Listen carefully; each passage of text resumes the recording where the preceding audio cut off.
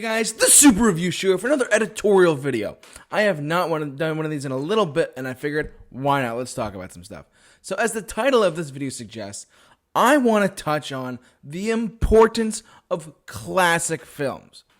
You're probably saying to me already, well, of course, Back to the Future is a classic film. Of course, Raiders of the Lost Ark is a classic film. I'm not really talking about the 80s when I talk about classic films. I'm primarily talking about films from that I think that you guys should just I'm going to name a couple in a little bit, but just some ones I think you should check out that are black and white films. The importance of classic Hollywood cinema that literally take place back in 1945 or 1955 or something like that. So they're more classics than period pieces, but I will say this. I was floored by seeing Casablanca in theaters. True story. If you follow us on Instagram, you really should, and Twitter, I saw Casablanca re-released in theaters earlier this year. And it was my first time viewing the movie. I know, shame on the J-Man. He saw Casablanca for the first time in theaters just recently this year. I wanted to see the movie when it was re-released in theaters because I got a different experience than just watching it here on my Amazon Fire Stick or watching upstairs in my living room on my Roku TV. My thing is, I wanted to see Casablanca for the first time ever in theaters to get that experience of the older films in theaters. There's a ton of stuff in my mind here, so just bear with me. This might be a long video, bear with me. But I saw the movie Casablanca in theaters. If you have not seen Casablanca, go and watch it however you can. I think it's on HBO Max, if I'm not mistaken. This was just an unbelievably, incredibly perfect movie. I have never seen a movie that has been this good. It came out in 1942. You're like, oh, whatever, World War II, whatever. No, this is a fantastic film. I think it's going to be the beginning of a beautiful friendship. It's a fantastic movie. If you've not seen Casablanca, get on it. So that's the era we're talking about today. I'm a big fan of movies in general, of cinema in general. I love going to the movies. I love seeing new releases. But one of the things I'm going to start doing, and I say follow us on Instagram because that's where I'm most active for all of us here at the Super Review Show. I want to go see more of the Fathom events because I have a Regal Cinemas near my house. I go to see Regal Cinema films. Yes, I've seen AMC, nearby as well. But the closest one to me is Regal. It's a wonderful theater. I have a wonderful time going there. All that stuff being said, now I love the Fathom events so much when they re-release these older movies like Casablanca. They're re-releasing To Kill a Mockingbird later this year. That's the era of film that I'm talking about here. So with To Kill a Mockingbird, Casablanca, Citizen Kane might be released at some point. Who knows? Or just films of that time period in particular. Like some people, it turns the viewer off a little bit. They're like, oh, well, it's too slow, or it's a little boring, or if you take off your modern day helmet and you observe the film as is and understand that back in the day, they would release films that are that pace, that style, that formatting. Lawrence of Arabia, another one I just thought of off the top of my head. These films are in a certain context that they are slower than the modern film, the blockbusters or Jaws or whatever, really. But I will say this. There are some all-time great films that came out of that era as well. Not just Casablanca, not just To Kill a Mockingbird, but 12 Angry Men is another one. Alfred Hitchcock's films like Psycho, the very first Psycho in 1960. I'm getting chills thinking about it right now. You have stuff like North by Northwest from Alfred Hitchcock, or Stanley Kubrick's 2001: A Space Odyssey. The films are slower. They may not be as good to some people, but if you take off your modern context helmet, yes, I'm going to reference that a lot. If you take off your modern context helmet of like CGI, visual effects, big budget, if you take off all of that and just watch the movies as they are, they are really products of their time, but their stories and their characters hold up so well. Like I said, I saw Casablanca in theaters earlier this year. I loved it. Who would have thought? And my first time ever viewing it. I didn't watch it on TV. I didn't watch it on like Turner Classic Movies. I didn't stream it on HBO Max. I wanted to see it in theaters to get the full vibe of it, to get the full experience of seeing a film like that in theaters or in general. And I saw it and I loved it. And I was so happy that I did see it in theaters, which was great.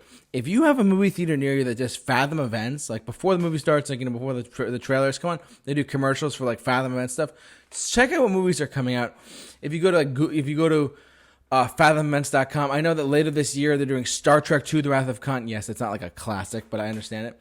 But like, they're releasing Star Trek II. They're releasing It's a Wonderful Life. They're releasing, what did I say? To Kill a Mockingbird. They're releasing all these older films in theaters. In fact, on August 21st, coming up very soon here in August in the U.S., they are re-releasing Dr. No, the very first James Bond movie in theaters, for the first time, and on its its anniversary release of like 60 years later or something like that. It's crazy, but why do classic films matter? Why are they so important? I would say personally, because they were made at a certain time when Hollywood was just saying, let's make, in my opinion, Hollywood was saying, let's make art-driven films. Let's make films that are story-oriented and have a great cast, like people like Humphrey Bogart, people like Keir Dullea from 2001: A Space Odyssey.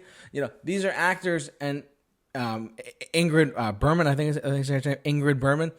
These are incredible actors and actresses from back then who are in these movies who just are.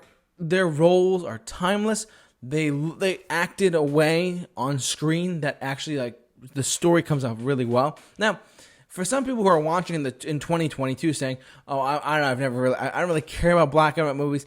If you take off that helmet of saying, "Hey, I'm going to watch this movie. I'm not going to have any prejudgments. I'm going to watch it for what it is," that's that.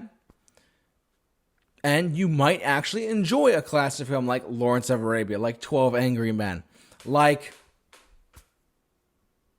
Casablanca, or like Citizen Kane, one of the most influential films of all time, one of the most controversial films of all time too. So, bottom line is, I believe that classic films are still important. I think that they are very, very important for the pillars of Hollywood history in general. Like, and I'm not talking about the 80s. I'm talking about like pre-Jaws, because Jaws was the first film of its kind to make a lot of money, to become a blockbuster. Because literally, people were lined up around the block to see the movie. That's how influential that movie was. But before that, there was just the movies that you go see in theaters, and it'd be an experience. Like Lawrence of Arabia is like a 3.5-hour movie. Yes, it's 3.5. It's longer than Lord of the Rings, Return of the King extended cut. Back then, and they released it in theaters. I think there was an intermission or two, if I'm not mistaken. But there are some incredible films out there that not many people are exposed to nowadays because they're just not as familiar with them. Like Bridge on the River Kwai, another one. So there are so many classic films from that time period that I believe that certain film fans or just fans in general should watch to get to know. If you want to dive deeper into film, dive deeper into different styles, go watch some classic films. Just a couple. I keep mentioning Casablanca, Lawrence of Arabia. What's the other one I can't think? To Kill a Mockingbird, Citizen Kane, big one. Go back and watch those four. Watch 2001: A Space Odyssey. Watch Psycho. These are slower films or different style films that have different, like, or Gone with the Wind, another big one. Frankly, my dear, I don't give a damn. They cursed on screen. Oh my God, big deal. Go back and watch those movies, because I'm gonna leave a link. I'm gonna leave the list in the description of the video so you guys check out what films I'm talking about. And go back and just watch each one of them if you have time to. If you have HBO Max, they have Citizen Kane, they have Casablanca. Or just find out where they're streaming and you can check them out. Because I believe classic films matter nowadays. Because the importance of them is they were made in a certain time period where a lot of stuff was not.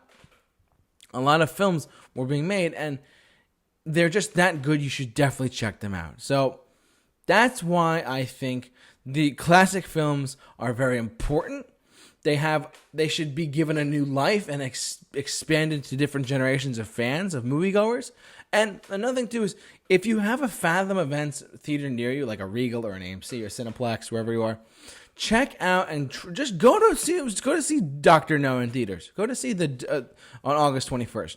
Go and see It's a Wonderful Life in theaters. Go and see Star Trek: The Wrath of Khan. You know what I mean? That's me.